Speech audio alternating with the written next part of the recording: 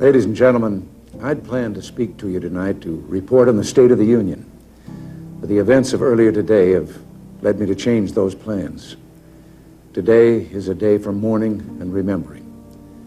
Nancy and I are pained to the core by the tragedy of the Shuttle Challenger.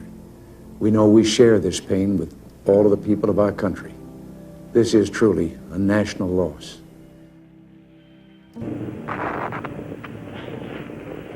One minute, 15 seconds. Velocity 2,900 feet per second. Altitude 9 nautical miles. Downrange distance 7 nautical miles. Flight controllers here looking very carefully at the situation. Obviously a major malfunction. A minute, 15 seconds. Velocity 2,900 feet per second. Flight controllers here looking very carefully at the situation. Obviously a major malfunction. These were the words uttered by NASA's Public Affairs Officer Steve Nesbitt on January 28, 1986.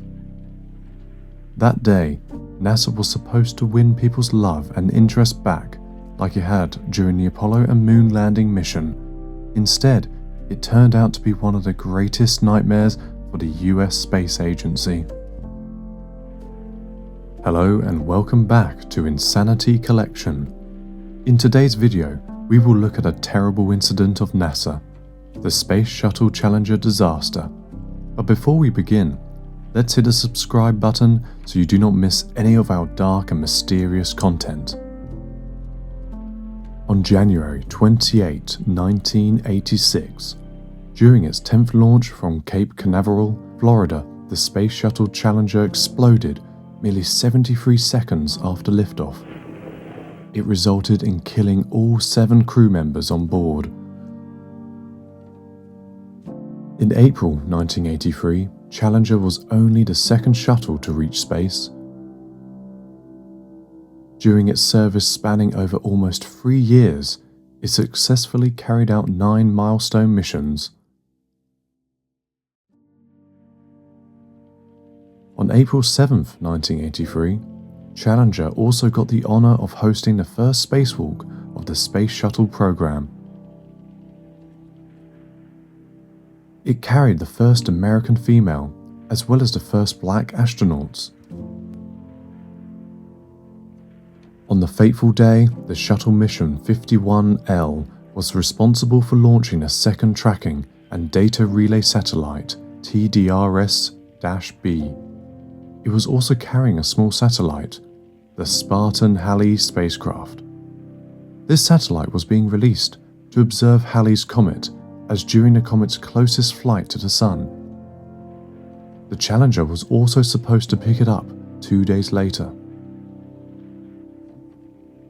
The 7 crew members included in that flight were Commander Francis Scobie, pilot Michael Smith, mission specialists Ellison Onizuka, Judith Resnick, and Ronald McNair, and Hughes aircraft engineer Gregory Jarvis.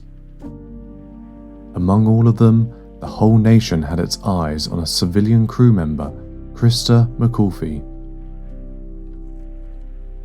When you first applied for this, did you think you had even a prayer? I really didn't. I was almost doing it kind of like when you play the lottery. If you don't play it, you don't win. Sure. And when I still can't believe that I'm going to actually be going into that shuttle. It just really doesn't seem possible. Maybe when I'm on the launch pad it will. What are you most excited about?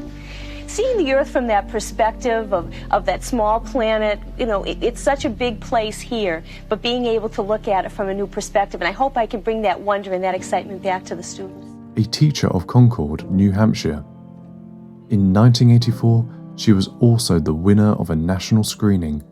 Selecting her for a space tour was a part of NASA's program to spark public interest in the agency. McAuliffe was to conduct a lesson from orbit on the 4th day after their launch. The following 9 months after her space mission, she had to spend lecturing students across the United States. The goal was to make students opt for high-tech careers. However, fate had other plans.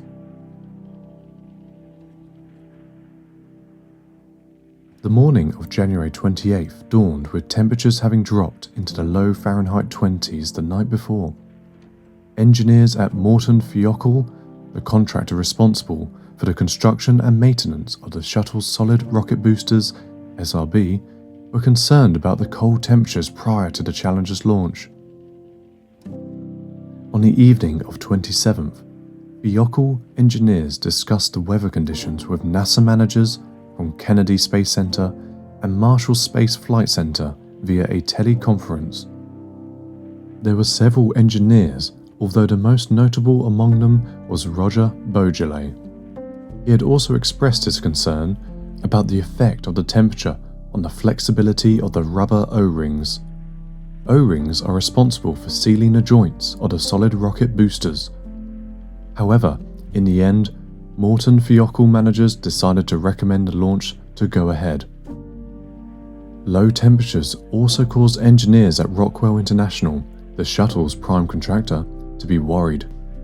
Although the Kennedy Space Center ice team had worked through the night removing ice, still there was a significant amount on the fixed service structure that stood beside the shuttle.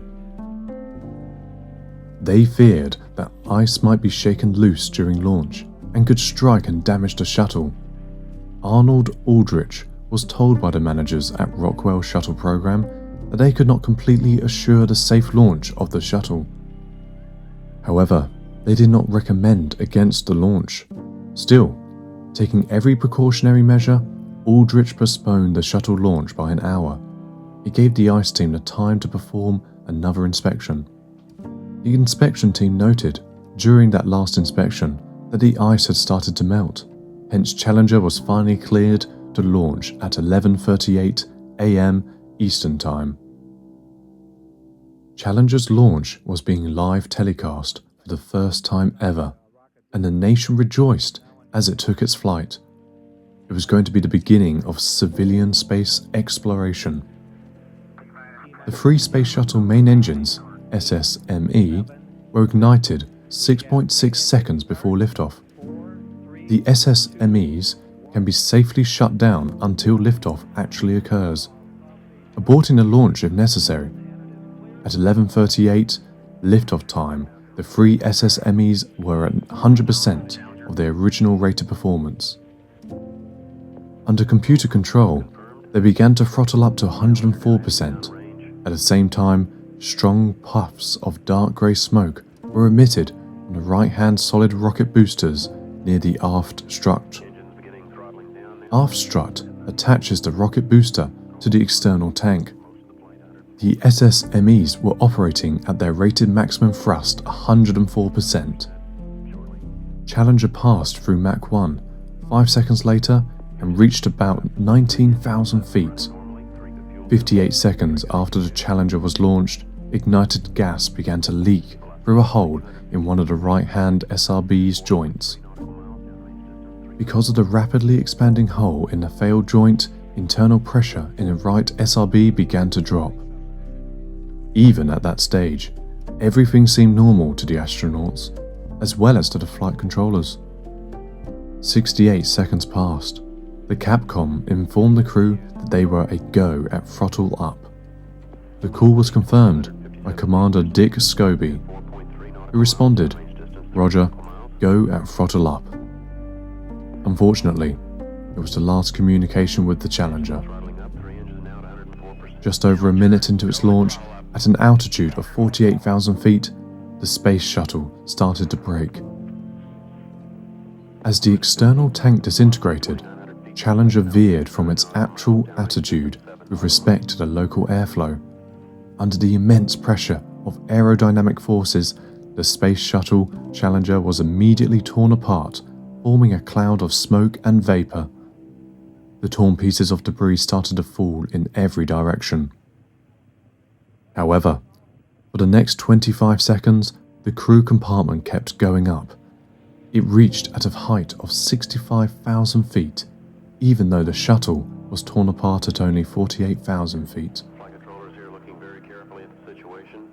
The two SRBs, able to endure greater aerodynamic loads, continued in uncontrolled powered flight for another 37 seconds even after getting separated from the external tank.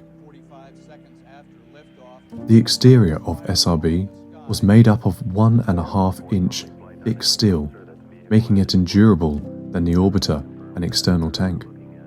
As a result, both SRBs survived a splitting of the Space Shuttle stack. The right SRB, which had a burnt joint and was responsible for the destruction of Challenger, was still going strong.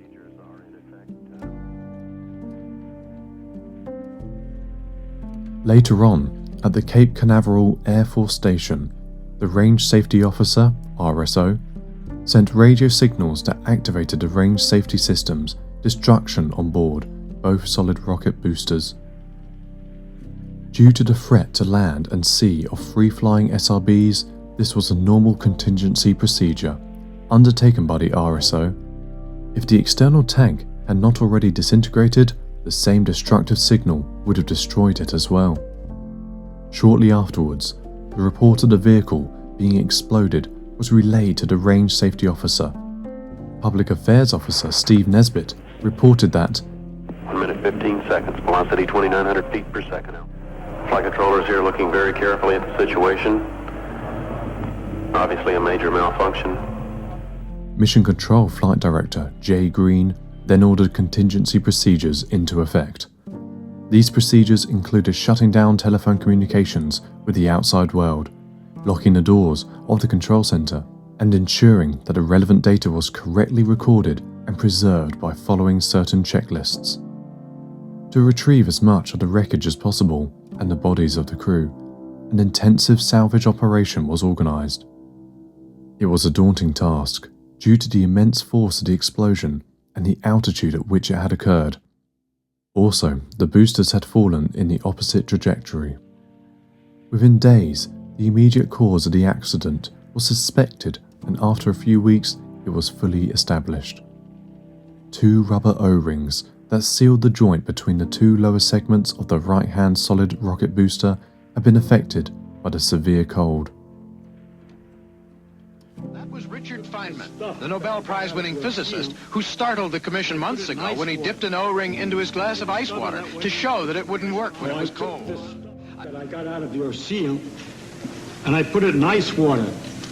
And I discovered that when you put some pressure on it for a while and then undo it, it maintains, it doesn't stretch back, it stays the same dimension. In other words, for a few seconds at least, and more seconds than that, there's no resilience in this particular material when it's at a temperature of 32 degrees.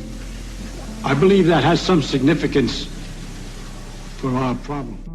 Feynman convincingly demonstrated the loss of O-ring resiliency at a commission hearing. He bent an O-ring and submerged it in a glass of ice water, and the O-ring did not return back to its original state. At usual times, when everything went perfectly, at ignition, the shuttle's 3 main engines pressed the whole vehicle forward.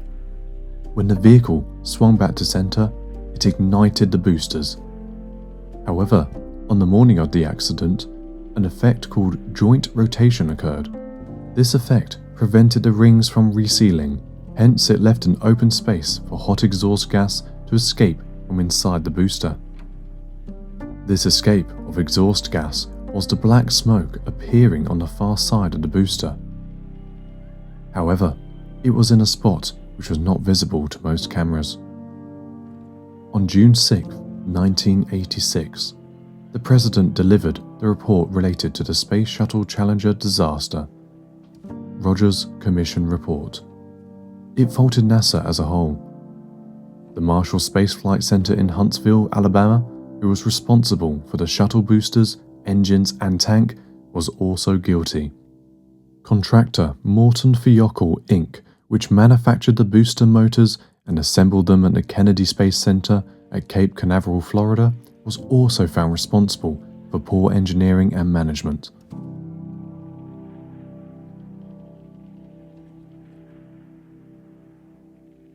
Today, we can say of the Challenger crew, their dedication was, like Drake's, complete. The crew of the Space Shuttle Challenger honored us for the manner in which they lived their lives. We will never forget them, nor the last time we saw them, this morning, as they prepared for their journey and waved goodbye, and slipped the surly bonds of earth to touch the face of God. Thank you.